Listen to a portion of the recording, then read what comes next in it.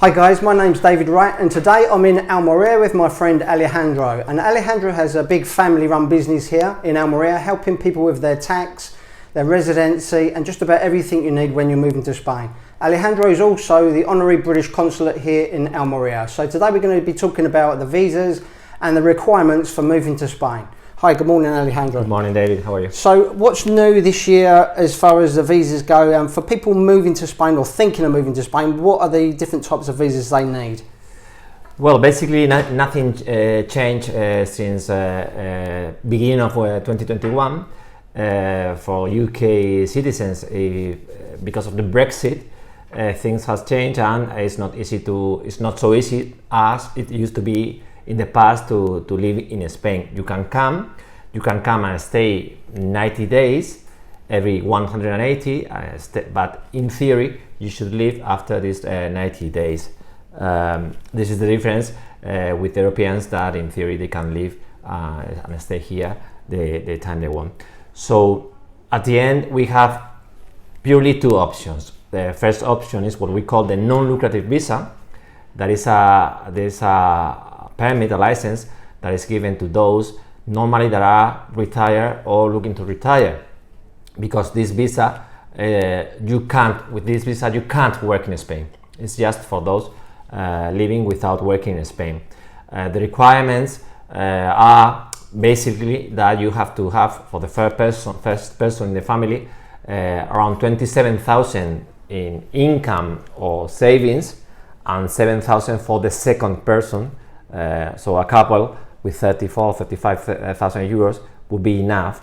You need to prove that you have that income or that savings to apply for it. Now, can I just that can be in England or in a bank in Spain? It doesn't matter. Is that correct? Well, in principle, it should be in England, because these people are people that don't have the right to live still in Spain, and you have to apply in England, in the Spanish embassy in London, in Manchester and Edinburgh. I think there is another one. So you need to apply there. It's not as it used to be that you have to go to the Foreign Office in the place where you are going to live. Sure. It needs to be done in England, or in the UK.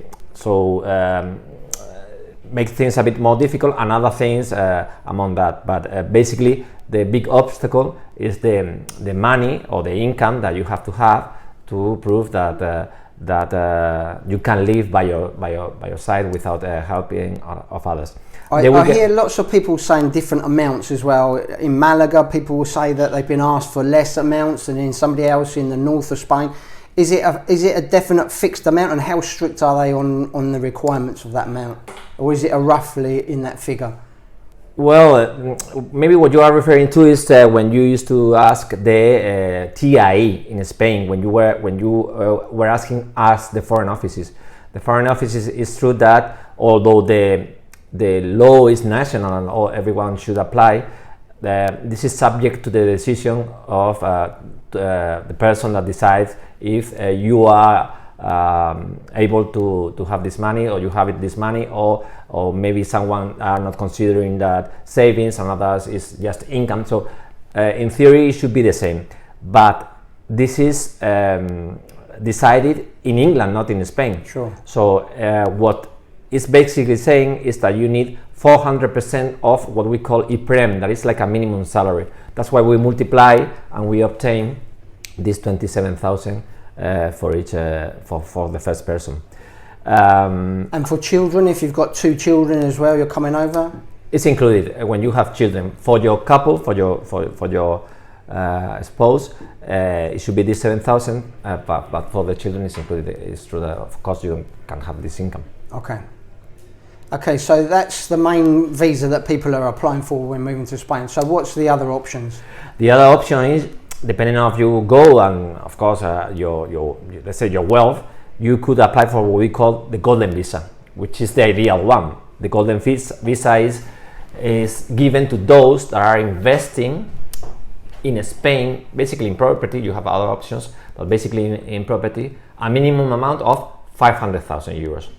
So if you invest, you buy a property that the purchase price is 500,000, you will get this residency for all your family, right? It's not 500,000 for me, 500,000 for my spouse.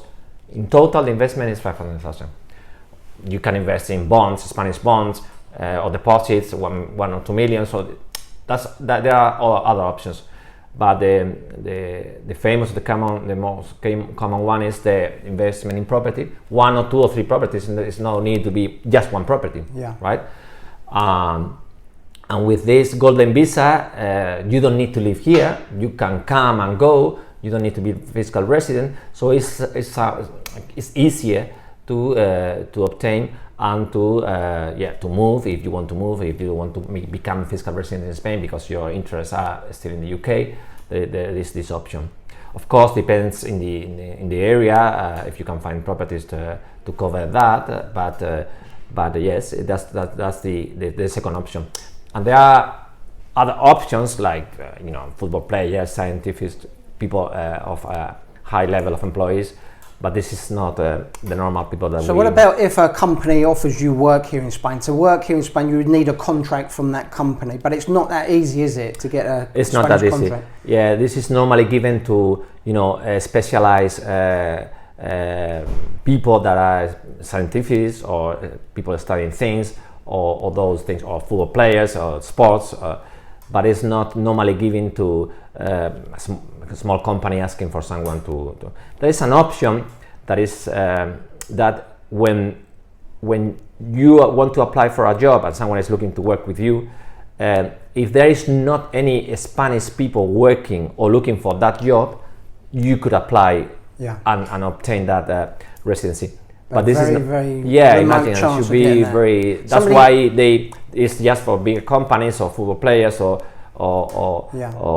people from the art that it's easier, or it's not so easy to find anyone else doing the same as you. I tried to explain to somebody the other day that they said, they're looking to work in a restaurant, they're a chef. And I said, well, the company was going to give them a contract. I said, but the company would have to offer it to local chefs first, Spanish people. And if there wasn't a chef that was capable of doing that job, then they would offer it to the English person. So the chance is you're on the bottom of the queue, really, to get a job like that, Correct. It's like the process is, I would not explain everything, but it's like you have to put an offer in the unemployment office, and they have to look for Spanish people or people living here that have the right to work. And if no one applies to this job, is when you have the option to find someone elsewhere, in this case in the UK. Yeah. But that's, as you said, for normal jobs, that's not so easy. Yeah, so most of the people with the Brexit and the new rules and everything, it's really made a big difference to people coming to Spain that wanted to come here. It's sort of killed it, really, the population, the British that want to come here. A lot of people have got some savings, they've got some money, but they haven't got the 27,000 or whatever to come here, and that's really stopped a lot of people coming here. I know, and I will also want to clarify that I've received that question, maybe you did also, and people say, no, if you want to become self-employed in Spain, you can do it because you are starting like a company, and this is not the case. There is another option of obtaining the residency, the visa, is when you are starting like a company, a big company, where you are creating jobs, where you are doing something special, but it's not for normal companies like a bar, a restaurant, a shop, or just being self-employed. This is not the case that they will normally accept, because this is subject to the study of whoever studies this and accept, and they need to see that this is something that is going to create richness, that is going to be advantage to Spain. Correct. I've seen somebody that's actually doing this in Malaga, and they're going to be running I think it was an estate business, but it's with boats, selling boats, and they're going to be a big company, but they're going to be employing a lot of Spanish people. But they had to present a business plan for the future 5 years, showing their income and what they're projected to turn over. It was a very difficult process, and I think it took them about 18 months to go through the stages, to be accepted to run that sort of business? Because a lot of Spanish people are running business like that as well, but they were going to be an international boat company, so that was their little way in. But it wasn't straightforward at all. It's taken a lot of, but they are going to be employing mostly Spanish people in the area, so they're going to be creating jobs. So it's not straightforward. You can't open up a hairdresser's or a coffee shop and do it that way. It's not very accepted, like it would be before the Brexit.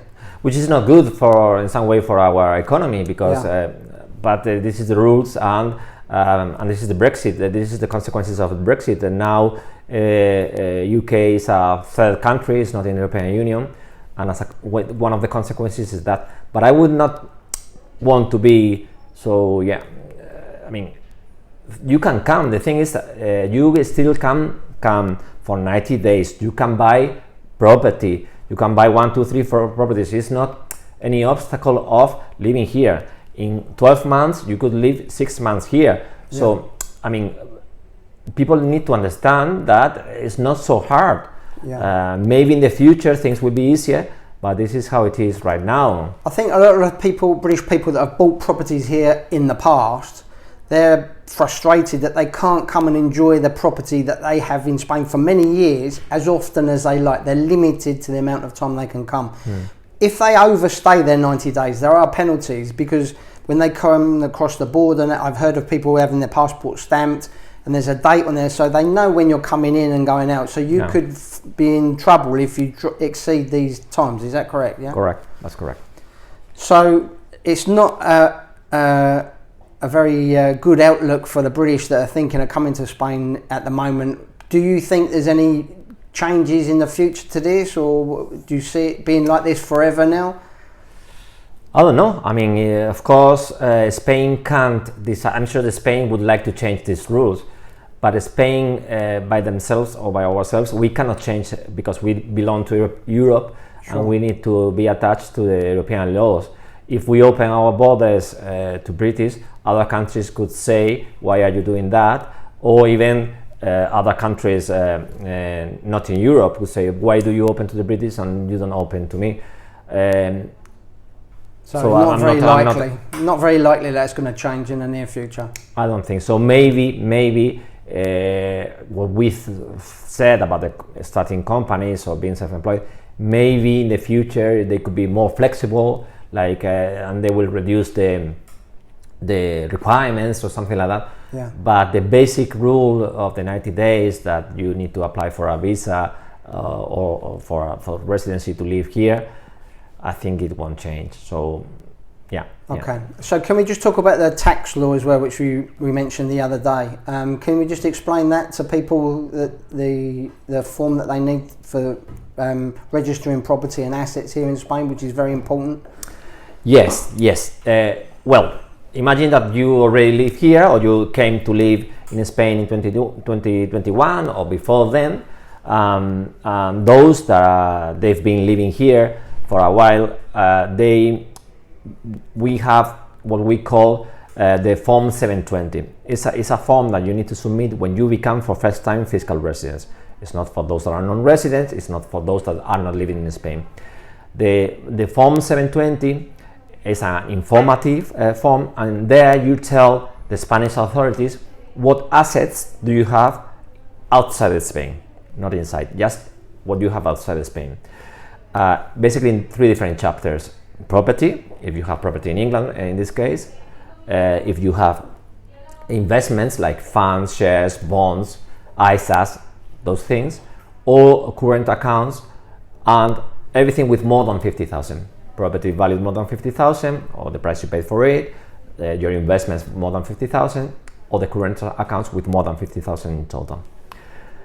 And you need to tell them what you have. Now, the news are that, or let's say, if you don't submit that form, or you submit it late, or you forgot to do it, or something like that, the penalties that there are still there if you don't submit that form are absolutely crazy. Not compared with any other tax that you miss or form that you forget to submit. So 2 Spanish lawyers went to the European Court against Spain. This was in 2014, and they went against Spain to the court, to the European court, and they said, okay, this is not fair.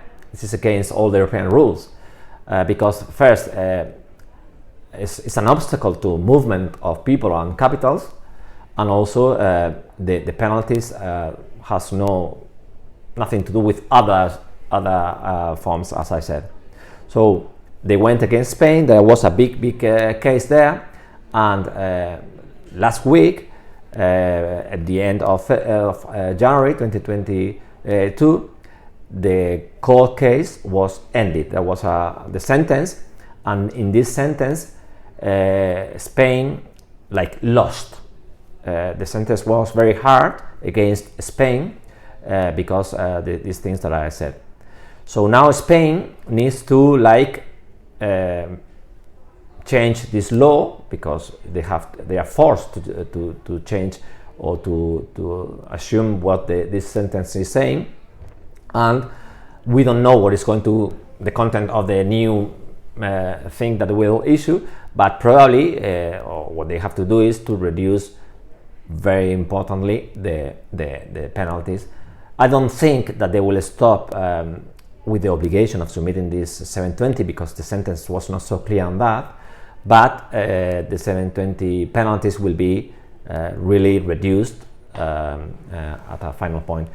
This 720 form is something every year, or is it a one-off form when you're here in Spain?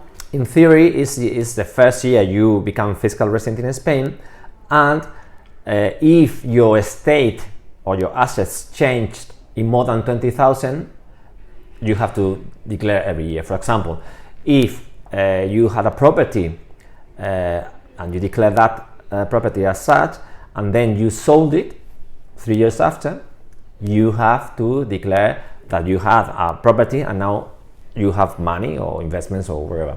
If your investments grow more than 20,000 euros in a year, then you have to declare. So that's in theory, if nothing moves, or for those that you have property and that's it, you don't have to declare every year. The problem was that many people, since 2012, that was this form issued, many people didn't know about it. Many people didn't realize that they had to submit that form, or they were not informed by their accountants or gestores. So the problem was that if they submitted late, the penalties were there. So there were many cases of huge penalties, and most of them are in the courts because solicitors went again. But for those people that didn't submit because they didn't know, because it was late or whatever, I think there is an opportunity when we have the final, let's say, law or the new law of the 720, and depending on what they say, it would be interesting to submit, because at least there will be peace in the way of telling them the truth. Yeah, okay, well I'll leave a link in the description box below the video to your business, so you can advise people if they're interested in finding out more about the 720 form. Mm-hmm. They can get in touch with you or through Maria, the secretary. Fantastic. Okay, so not very optimistic view for British people moving to Spain. I have noticed a lot less people moving there, very frustrated with it all, but there is still ways around it. If people want to, they can sell their property in Spain and come up with the money. As I always say, money is a big problem for a lot of people when they're moving to Spain, but if you really want to move to Spain, you can find a way of doing it. Yeah, at the end, for example, of the two options that we said, the non-lucrative visa, because what many people do is they sell their property in England, and with the savings they buy a cheaper house here, and they live with the savings. You could do that, because they are not asking that you get a pension of a total that we say 30,000 or 30 something. What they want is that you can prove that you can live by yourself. If you have savings, then the savings will be enough to prove, and then you can ask the non-lucrative visa. Some people have said to me as well, the second year and the third year you need to prove that you're earning it, but at the moment there hasn't been a second and a third year because it's still the first year. So if you've shown that you've got the income to live here to get your residency. What happens after you've been here a year? Do you have to go to somewhere like a lawyer and show proof of income for the second and third year? Well, this is how it works.